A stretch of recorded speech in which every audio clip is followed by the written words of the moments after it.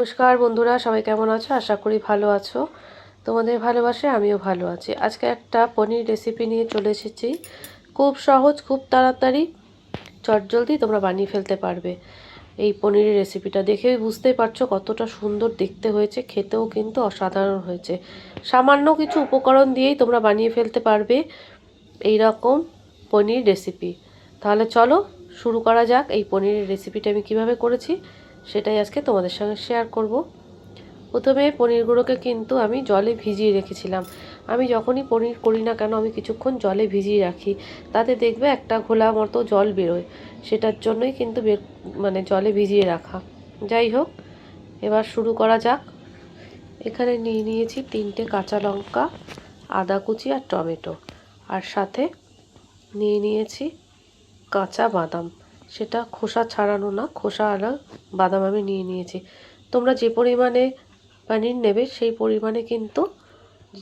পরিমাণ করে মাপ করে তোমরা বাদাম, আদা, লঙ্কা নিয়ে নেবে। এবার আমি একটা মিক্সিং জার নিয়ে নিলাম। এর মধ্যে আমি দিয়ে দিলাম বাদামটা। আমি কিন্তু খোসা ছাড়াইনি, তোমরা চাইলে খোসা ছাড়িয়ে নিতে পারো, খোসা না ছাড়ালেও কোনো অসুবিধে নেই।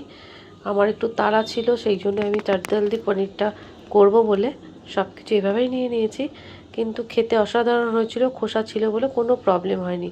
তোমাদেরকে বাটাটা আমি একবার খুলে দেখিয়ে দেবো কীরকম হয়েছিল। এবার আমি মিক্সিতে করে নিচ্ছি। এদিকে কড়া বসিয়ে দিয়েছি, তেলটা গরম হয়ে গেছে। এবার এর মধ্যে আমি পনিরগুলো দিয়ে দিচ্ছি। পুরো লাল করে কিন্তু আমি ভাজবো না, একদম যাতে একটু হালকা ভাজা হয় সেই ওই রকমভাবেই ভেজে নেব। হালকা করে এটা পনিরটাকে ভেজে নেব। পনিরটা হালকা করে ভেজে আমি তুলে নিচ্ছি। তেলটা খুব গরম হবে, তারপরে কিন্তু পনিরগুলো দেবে। আর এই যে জলে ভিজিয়ে রেখেছিলাম সেই জন্য কিন্তু কড়াতেও লেগে যাচ্ছে না পনিরটা। আর এরকম হালকা করে ভেজে নিয়ে তুলে নেব। আর কি কি দিচ্ছি সেগুলো একবার তোমাদেরকে দেখিয়ে দিই। এখানে নিয়ে নিয়েছি কসুরি মেথি। কসুরি মেথিটা অল্প করেই নিয়েছি। এবার যারা কসুরি মেথির গন্ধ পছন্দ করো না তারা স্কিপ করতে পারো। আর এখানে দেখো, ওই যে বাদামটা খোসা সমেত দিয়েছিলাম, দেখো একদম কিন্তু বোঝাই যাচ্ছে না কত সুন্দর পেস্ট হয়েছে। একদম জল দিইনি, সামান্য একটু জল যেটুকু দরকার ওইটুকু দিয়েছি, দেখতেই পাচ্ছ ঠিক এই রকম হয়েছে। এই বাদামটা দেয়াতে তেলের মধ্যে যখন এই বাদামের পেস্ট দেব তখন কিন্তু বাদামের থেকে তো তেল বেরোবেই, আর তেলটা কষানোর সময় তলাটা ধরে যায়। সেই জন্য একটুখানি দেখেই করতে হবে। আর কষানোর সময় কিন্তু ওই বাদামের যে কাঁচা গন্ধটা যতক্ষণ না যাবে ততক্ষণ পর্যন্ত কিন্তু তোমাকে কষাতে হবে। আর এইদিকে তো তোমাদেরকে বললামই পনিরটা আমি লাল করে ভাজবো না, আমার তো ভাজা হয়ে গেছে, তুলে নিয়েছি। এবার আমি ওই তেলটার মধ্যেই কিন্তু এই বাদামের পেস্টটা দিয়ে দিলাম। কষানোটা তোমাদেরকে একবার ভালো করে দেখাবো। এই যে যতটা তেল দেখতে পাচ্ছ সেই অতটা তেলেতেই কিন্তু আমি বাদামের পেস্টটাকে ভালো করে কষিয়ে নেব। কাঁচা বাদামের একটা গন্ধ থাকে, সেই গন্ধটা যাতে না থাকে সেই জন্য ধৈর্য ধরে অন্তত 5 থেকে 7 মিনিট কিন্তু কড়ার মধ্যে নাড়াচাড়া তোমাদের করে নিতে হবে। তাহলে চলো বেশ সময় নিয়ে আমরা এটাকে নাড়াচাড়া করতে থাকি। যতক্ষণ না কাঁচা গন্ধটা চলে যায় ততক্ষণ কিন্তু তোমাকে অনর্গল নেড়ে যেতে হবে। বেশ 5 থেকে 7 মিনিট ভালো করে এটাকে নাড়াচাড়া করে নেব। তারপর আমি এর মধ্যে কি কি দিচ্ছি সেটাও তোমাদেরকে দেখাবো। দেখতেই পাচ্ছ কতটা গাঢ় হয়েছে। এটা কিন্তু তলা থেকে ধরে যাতে না যায় সেই জন্য কিন্তু ভালোভাবে নেড়ে যেতে হবে। একদম ধিমি আছে, খুব জোরে কিন্তু এটাকে দেয়া যাবে না। গ্যাসটা কিন্তু একদম মিডিয়ামে রেখে এটাকে নাড়াচাড়া করতে হবে। বুঝতেই পারছো বাদামের একটা স্মেল, সেই স্মেলটা যাওয়া অবধি কিন্তু আমাকে নেড়ে যেতে হবে। এর মধ্যে আমি এক এক করে সব মশলাগুলো এবার দিয়ে দেবো। হলুদ গুঁড়ো দিয়ে দিচ্ছি। তোমরা যদি সাদা কালারটা রাখতে চাও তাহলে হলুদ দেওয়ার দরকার নেই, আমি কিন্তু হলুদ দেব। এখানে একটু সামান্য জিরে গুঁড়ো, সামান্য ধনে গুঁড়ো দেব। তোমরা যেরকম পরিমাণ নেবে সেই রকম পরিমাণ কিন্তু অবশ্যই মশলাটা ইউজ করবে। সেই জন্য তোমাদেরকে বারবার বলে দিচ্ছি যে যেরকম পনির সেই পরিমাণ মশলা নেবে। আমার পনিরটা যেহেতু অল্প সেইভাবেই আমি কিন্তু মশলাটা ইউজ করছি। এখানে বেশি মশলা দেওয়ার কোনো প্রয়োজন নেই, শুধু হাতে কষানোটাই এখানে খুব দরকার। যা যা আমি মিক্সিতে পেস্ট করেছি ওইগুলো দিলেই আর মশলাটাকে একটু ভালো কষালেই কিন্তু খুব ভালো একটা পনির রেসিপি তৈরি হয়ে যাবে।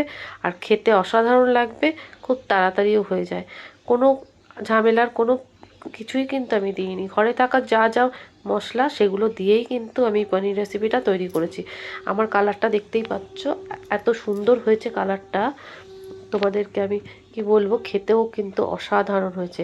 আচ্ছা, নুন আর মিষ্টিটা কিন্তু তোমরা সমপরিমাণে দেবে। তোমরা যদি মিষ্টিটা না দাও, এই যে নুনটা আমি দিয়ে দিচ্ছি, নুনটা আমি একটু তেলে দিয়েছিলাম আর এই এখন একটু নুনটা দিয়ে দিলাম। এবার মিষ্টিটাও একটু দিতে হবে, পনির মানেই একটু মিষ্টি তো দিতেই হবে। সেই পরিমাণ মিষ্টি কিন্তু তোমরা অবশ্যই দিও। পনিরে যদি একটু মিষ্টি না দাও খেতে কিন্তু ভালো লাগবে না। সেই জন্য নুন দেওয়ার পর একটু তেল ছাড়বে, তারপর ওর মধ্যে আমি দেখতেই পাচ্ছ পাশ থেকে কীরকম তেল বেরোচ্ছে।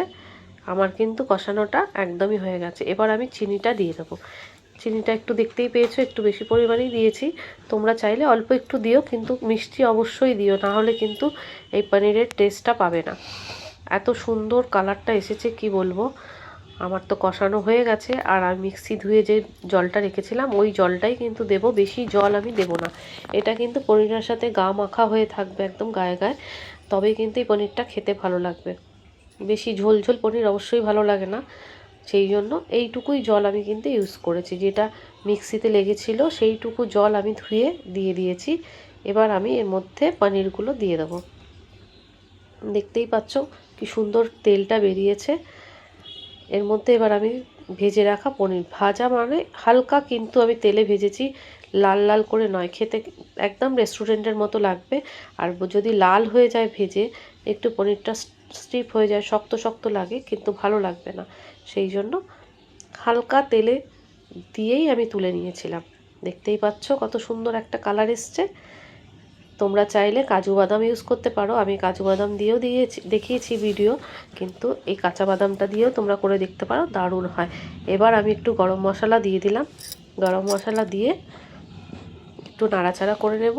আর একটা দারুণ জিনিস যেটা দিলে কিন্তু পনিরটা আরও সুস্বাদু হবে, সেটা হচ্ছে ঘি। একদম নামাবার মুখে মুখেই আমি দিয়ে দিয়েছি ঘি।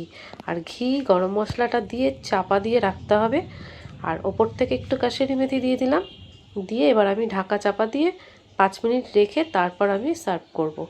দেখতেই পাচ্ছ অসাধারণ কালারটা হয়েছে, ঘিটা দেওয়াতে দারুণ একটা গন্ধ বেরিয়েছে। একদম মনে হচ্ছে যেন রেস্টুরেন্ট স্টাইলের পনিরটা হয়েছে।